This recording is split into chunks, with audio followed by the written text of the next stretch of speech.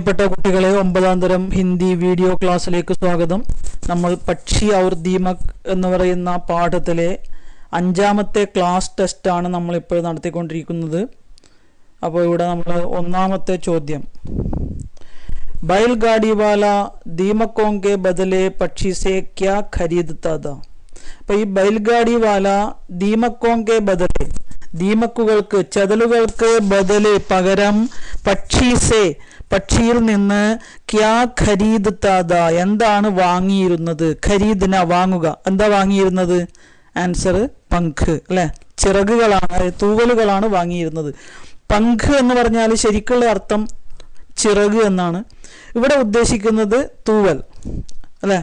അപ്പോൾ 2 ചിതലുകൾക്ക് പകരം ഒരു തൂവൽ വാങ്ങിയിരുന്നു. ഇനി 2ാമത്തെ ചോദ്യം, पक्षी दीमकों को बटोरकर बैलगाड़ी वाले के पास आया, तब गाड़ी वाले ने पक्षी से क्या कहा. അപ്പോൾ നമ്മളെ കഹാനി, ഈ കഥയുടെ അവസാന ഭാഗത്ത് തൻ്റെ തൂവലുകളൊക്കെ നഷ്ടപ്പെട്ട പക്ഷി ദീമക്കുകളെ ചതലുകളെ ബട്ടോർക്കർ സമേട്ടുകർ ജമാക്കർക്കെ ബട്ടോർന ജമാക്കർന ശേഖരിക്കുക ശേഖരിച്ച് ബൈൽഗാഡി വാലയ്ക്ക് പാസായ ബൈൽഗാഡി വാല കാളവണ്ടിക്കാരൻ്റെ അടുത്തേക്ക് വന്നു. തബ് ഗാഡി വാലേനെ പക്ഷി സേ ക്യാ കഹ, അപ്പോൾ ഗാഡി വാല വണ്ടിക്കാരൻ പക്ഷി സേ പക്ഷിയോട് ക്യാ കഹ എന്തു പറഞ്ഞു? ഗാഡി വാലേനെ കഹാ കി अरे बेवकूफ, मैं दीमक के बदले पंख लेता हूँ, पंख के बदले दीमक नहीं. അപ്പോൾ ഇതാണ് കാളവണ്ടിക്കാരൻ ഏറ്റവും അവസാനം പറഞ്ഞത്. ഇപ്പോൾ ഗജാനൻ മാധവ് മുക്തിബോധ് എന്ന് പറയുന്ന കഹാനികാർ, അദ്ദേഹത്തിൻ്റെ ലംബി കഹാനിയാണ് പക്ഷി ഔർ ദീമക്. ആ കഥയുടെ അവസാനം തൻ്റെ തൂവലുകൾ മുഴുവൻ നഷ്ടപ്പെട്ട പക്ഷി നിലത്തിറങ്ങി ഒരുപാട് ചതലുകളെ കൂമ്പാരം ഖേർ സാരെ ദീമക് അല്ലെ, ഒരുപാട് ചതലുകളെ കൂമ്പാരം കൂട്ടിവെച്ച് ഗാഡി വാലയെ കാത്തിരുന്നു. ഇന്ദസാർ കർണേ ലഗ. അപ്പോൾ അങ്ങനെ വന്നപ്പോൾ ആ വണ്ടിക്കാരൻ എന്താണ് പക്ഷിയോട് പറഞ്ഞത്? ഗാഡി വാലേനെ കഹ, ഗാഡി വാല പറഞ്ഞു കി എന്തെന്നാൽ അരേ ബേവക്കൂഫ്, ബേവക്കൂഫ് എന്ന് പറഞ്ഞാൽ വിഡ്ഢി. മേൻ ദീമക് കെ ബദലേ, ഞാൻ ചിതലുകൾക്ക് പകരം പങ്ക് ലേത്താഹും, ചിറക് അല്ലെങ്കിൽ തൂവൽ വാങ്ങുന്നവനാണ്. ചതലുകൾക്ക് പകരം തൂവൽ വാങ്ങുന്നയാളാണ്. പങ്ക് കെ ബദലേ, അല്ലാണ്ട് ചിറകിന് അല്ലെങ്കിൽ തൂവലിന് പകരം ദീമക് നഹീം, ചിതലുകളെ വാങ്ങാറില്ല. അപ്പോൾ ഈ കടക്കാരൻ അല്ലെങ്കിൽ ബൈൽഗാഡി വാല കാളവണ്ടിക്കാരൻ എന്തേ വാങ്ങാറുള്ളൂ? തൂവലുകൾ മാത്രമേ വാങ്ങാറുള്ളൂ, ചിതലുകളെ വാങ്ങാറില്ല. അടുത്തത്, തുജ്സേ മേ നിഹിത് സർവനാം ക്യാ ഹേ. തുജ്സേ എന്നുള്ളതിലെ സർവനാമം എന്താണ്? തു, അതാണ് ഉത്തരം. എങ്ങനെയത് വന്നത്? തു പ്ലസ് കോ ആണ് തുജ്കോ തുജേ. അപ്പോൾ ഇതിലെ സർവനാമം തു, പ്രത്യയം കോ. അപ്പോൾ തു ആണ് സർവനാമം. ഇനി നൗജവാൻ പക്ഷി മേ വിശേഷൺ ശബ്ദ് കോൻസാ ഹേ. നൗജവാൻ പക്ഷി, ചെറുപ്പക്കാരനായ പക്ഷി എന്നുള്ളതിൽ പക്ഷി എന്നുള്ളത് സജ്ഞ നാമപദാണ്. ഈ നൗജവാൻ ചെറുപ്പക്കാരൻ എന്നുള്ളതാണ് വിശേഷണം. അടുത്തത്, സഹി മിലാൻ കരേ. नौजवान पक्षी के परिवार वाले नौजवान पक्षी को नौजवान पक्षी ने सोचा, लेकिन नौजवान पक्षी ने हाफते हुए बैठ जाना पड़ता, दीमक खाने का शौक नहीं छोड़ा नल्ला छोड़ा.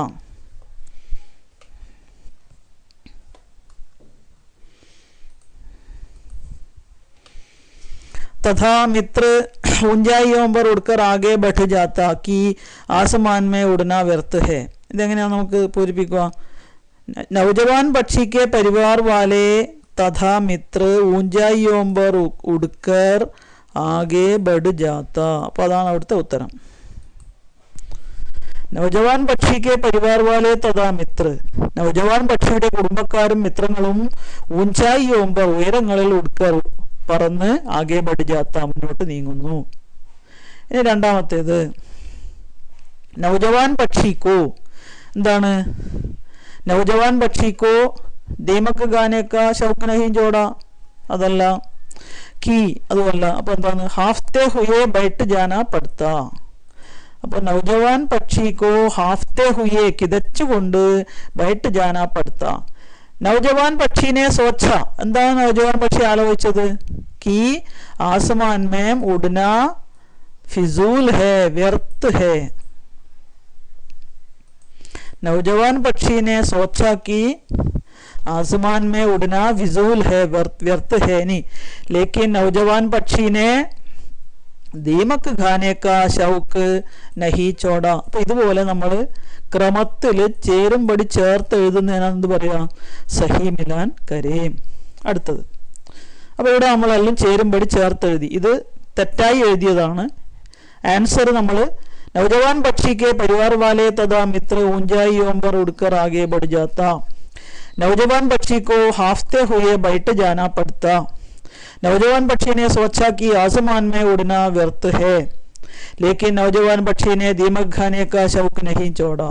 इन्हें 6 कोष्टक से उचित शब्द सही स्थान पर रखकर वाक्य पिरामिड की पूर्ति करें. तो वाक्य പിരാമിഡ്, പിരാമിഡ് എന്ന് പറഞ്ഞാൽ പിരമിഡ് തന്നെ. വാക്യ പിരമിഡ് പൂർത്തീകരിക്കൂ.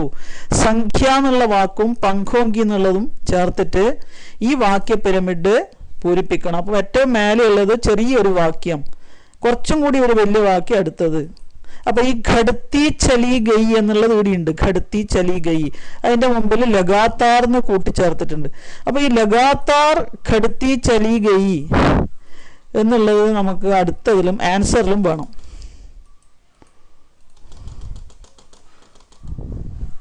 അപ്പൊ എന്താണ് സംഖ്യ? അപ്പൊ നമുക്ക് ഇവിടെ എഴുതാം സംഖ്യ ലഗാത്താർ ഘടത്തി ചലി ഗയി. ഏതിന്റെ സംഖ്യ? അത് നമ്മൾ അടുത്തൽ എഴുതണം. അപ്പൊ ഇത് നമ്മൾ ഒന്നും കൂടി കോപ്പി എടുത്ത്, അപ്പൊ ഈ 3ഉം 4 ആൻസർ ആയിട്ട് നമ്മൾ 3-ാമത്തെയും 4-ാമത്തെയാണ് എഴുതേണ്ടത്.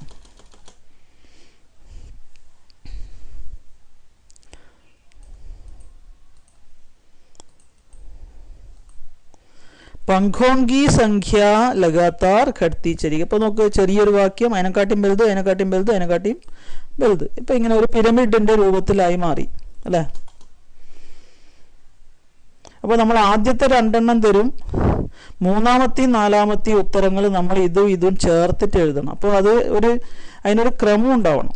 സംഖ്യ ലഗാത്താർ ഘടത്തി ചലി ഗയി, പങ്കോങ്കി സംഖ്യ ലഗാത്താർ ഘടത്തി ചലി ഗയി. അപ്പൊ ഈ ഘടത്തി ചലി ഗയി എന്നെല്ലാം ഉണ്ട് 1-ാമത്തേത് മുതൽ. ഇനി 2-ാമത്തേത് മുതൽ ലഗാത്താർ ഘടത്തി ചലി ഗയി അല്ലെ, അതുണ്ട്. 3-ാമത്തേത് സംഖ്യ ലഗാത്താർ ഘടത്തി ചലി ഗയി എന്നുള്ളത് 4-ാമത്തേലും ഉണ്ട്. ഇങ്ങനെ തന്നെ വേണം എഴുതാൻ. ഇനി 7 നൗജവാൻ പക്ഷിക്ക് ചരിത്രഗത വിശേഷതായേം ലിഖേം. ചരിത്രഗത വിശേഷതായേം, ചരിത്ര എന്ന് പറഞ്ഞാൽ ഹിസ്റ്ററി അല്ല ഇവിടെ ഉദ്ദേശിക്കുന്നത്, സ്വഭാവ സവിശേഷതകൾ എന്തൊക്കെയാണ്. അപ്പൊ നമ്മൾ അതിന് ഹെഡിങ് കൊടുത്തു, പക്ഷിക്ക് ചരിത്രഗത വിശേഷതായേം, ഹെഡിങ്. എന്നിട്ട് അതിന്റെ താഴെ ഒരു ഖണ്ഡികയായിട്ട് മുക്തിബോധ്. ആരാ മുക്തിബോധ്? ഈ കവിത എഴുതിയ, ഈ കഹാനി എഴുതിയ മുക്തിബോധ് ഒരു കവിയും കൂടിയാണ്.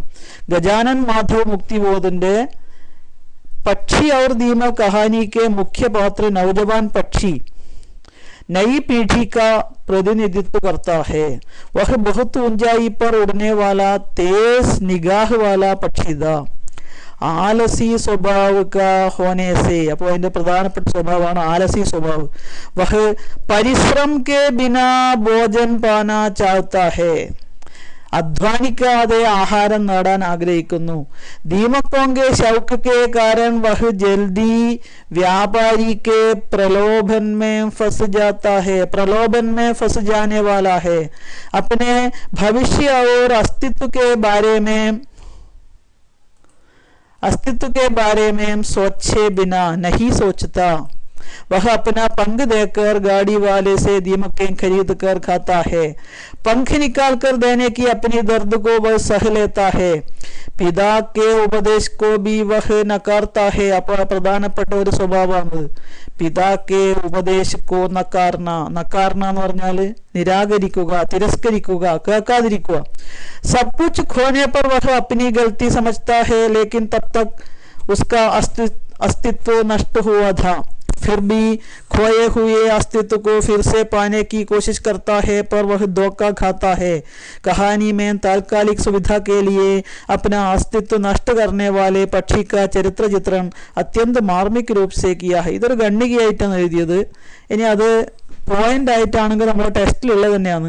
അലസതാപൂർണ്ണ കാര്യകർണ, പക്ഷിയുടെ സ്വഭാവ സവിശേഷതകൾ വളരെ അലസത, മടിയോടെ കാര്യങ്ങൾ ചെയ്യുക.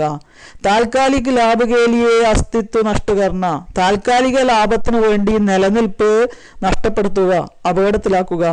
ബഡോങ്കി ബാത്തോങ്കോ ബിനാ സൂചിബൂച്ചിക്കെ ധിക്കാർണ, മുതിർന്നവരുടെ വാക്കുകളെ യാതൊരു ആലോചനയും കൂടാതെ നിരാകരിക്കുക, ധിക്കരിക്കുക. പ്രലോഭനമേ പൂരി തര ഫസ് ജാന, പ്രലോഭനത്തിൽ പൂർണ്ണമായും കുടുങ്ങുക. അപ്നി ഗൽത്തിയോംബർ സഫായി ഖോജന, തൻ്റെ തെറ്റുകളെ വെള്ളപൂശുക, ന്യായീകരിക്കുക. खोए हुए अस्तित्व को फिर से पाने की कोशिश करना, നഷ്ടപ്പെട്ട നിലനിൽപ്പിനെ വീണ്ടും സ്വന്തമാക്കാൻ പരിശ്രമിക്കുന്നു. ധോക്കേബാജി കോ പഹച്ചാൻ കർ നിരാശ ഹോന, ധോക്കേബാജി എന്ന് പറഞ്ഞാൽ വഞ്ചന, വഞ്ചന മനസ്സിലാക്കുമ്പോൾ നിരാശനാകുന്നു. അപ്പോൾ ഈ ചോന്ന അക്ഷരങ്ങളിൽ എഴുതിയതാണ് യഥാർത്ഥത്തിൽ നമ്മളെ പക്ഷിയുടെ സ്വഭാവ സവിശേഷതകൾ, ചരിത്രഗത വിശേഷതായും സ്വഭാവ വിശേഷതായും. ഇനി അടുത്തത്, अपने बुरे हाल के बारे में नौजवान पक्षी अपने मित्र के नाम पत्र लिखता है. അപ്പോൾ എല്ലാ ചിറകിലെ മുഴുവൻ തൂവലുകളും നഷ്ടപ്പെട്ട് പറക്കാൻ കഴിയാത്ത പക്ഷി നിലത്തിറങ്ങി അവൻ തൻ്റെ കൂട്ടുകാരനൊരു കത്ത് എഴുതിയാൽ എങ്ങനെയിരിക്കും? വഹ് പത്ര തയ്യാർ കരയും. ഇപ്പം നമ്മൾ ഹെഡിങ് കൊടുത്തു പത്ര. കത്തിൻ്റെ ഏറ്റവും മേലെ ഈ ഭാഗത്ത് വലത് സൈഡിൽ സ്ഥാന് താരീഖ്, ഇടത്തുനിന്ന് തുടങ്ങേണ്ടത് പ്രിയ മിത്ര, അതിൻ്റെ താഴെ പുതിയ ഖണ്ഡികയായിട്ട് തും കൈസേ ഹോ, ഘർ മേ സബ് കുശൽ ഹൈന, സബ്കോ മേരാ നമസ്കാർ. ആദ്യ ഖണ്ഡിക തീർന്നു. രണ്ടാമത്തെ ഖണ്ഡിക ഇവിടുന്ന് തുടങ്ങി. ആജ് കാ ദിൻ കൈസാ ഥാ, ബഹുത്ത് ബുരാ ഥാ. ഗാഡി വാലേക്ക് ഇത് ശരിക്കും ഇവിടുന്ന് തുടങ്ങും കേട്ടോ.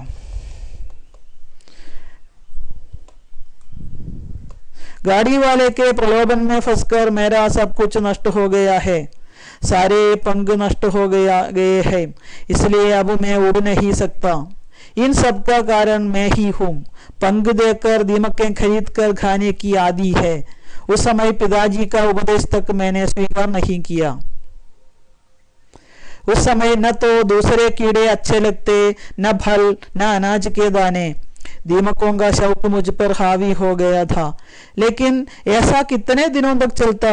मेरे पंखों की संख्या लगातार घटती चली गई. अब मैं ऊंचाइयों पर अपना संतुलन साध नहीं सकता था. न बहुत समय तक पंख मुझे सहारा दे सकते थे.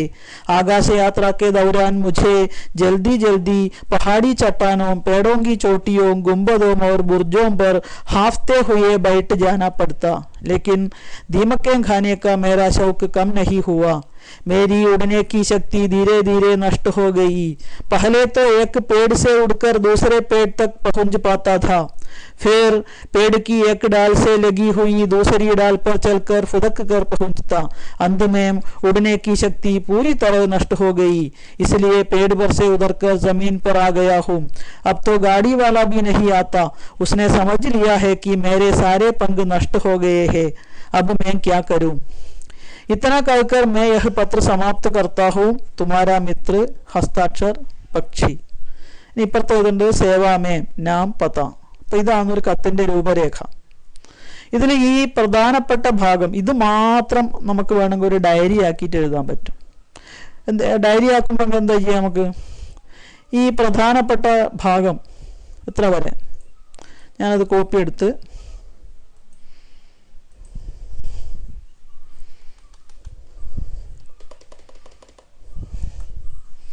നമുക്കിത് എത്രാമത്തെ ചോദ്യമാണ്? 9ാമത്തെ ചോദ്യമാക്കിയിട്ട് ഞാൻ എഴുതാൻ പോകും. 9ന്റെ ആൻസർ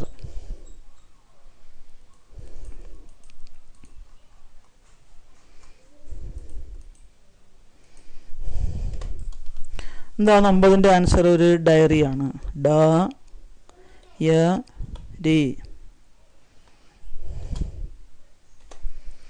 നമുക്കിതെന്ത് ചെയ്യാം? നേരത്തെ നമ്മൾ കണ്ടതുപോലെ ഈ കാര്യങ്ങൾ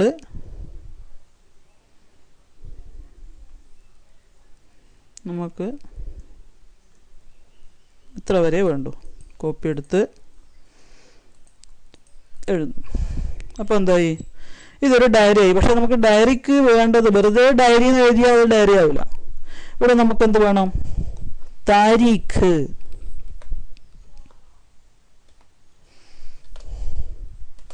അതിൻ്റെ താഴെ ദിൻ. ഈ രണ്ട് കാര്യങ്ങളും കൂടി കൂട്ടിച്ചേർത്താൽ പിന്നെ വേണമെങ്കിൽ നമ്മൾ ഇവിടെ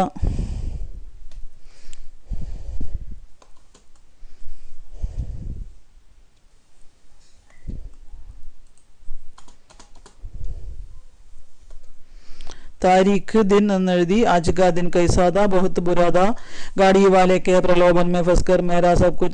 ഇത് ഇത്ര എഴുതി കഴിഞ്ഞാൽ അത് ഡയറിയായി മാറി.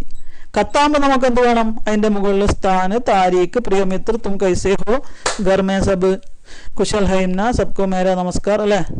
പിന്നെ അവസാനം ഇത്തന कहकर मैं पत्र समाप्त करता हूं तुम्हारा मित्र हस्ताक्षर പക്ഷി സേവാമേ നാം പതാനൊക്കെ ഉണ്ട് അല്ലേ. ഡയറി ആകുമ്പോൾ നമുക്ക് എന്ത് ചെയ്യാൽ മതി? താരീഖ് ദിൻ എഴുതിയിട്ട് ഇതേ കാര്യങ്ങൾ തന്നെ എഴുതിയാൽ മതി. അപ്പോൾ ഇതിൻ്റെ ചോദ്യം എങ്ങനെയായിരിക്കും? നമ്മൾ अपने बुरे हाल के बारे में नौजवान पक्षी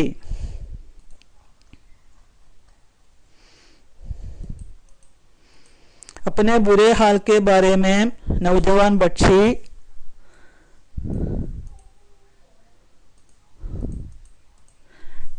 डायरी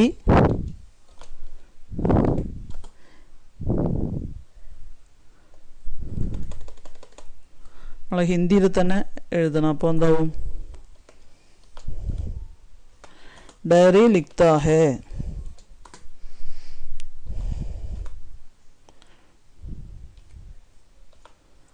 डायरी तैयार करो അല്ലെങ്കിൽ डायरी लिखो. अपने बुरे हाल के बारे में नौजवान पक्षी डायरी लिखता है डायरी तैयार करो. അല്ലെങ്കിൽ अपने बुरे हाल के बारे में नौजवान पक्षी की डायरी तैयार करो. അങ്ങനെ ആയാലും കുഴപ്പമില്ല.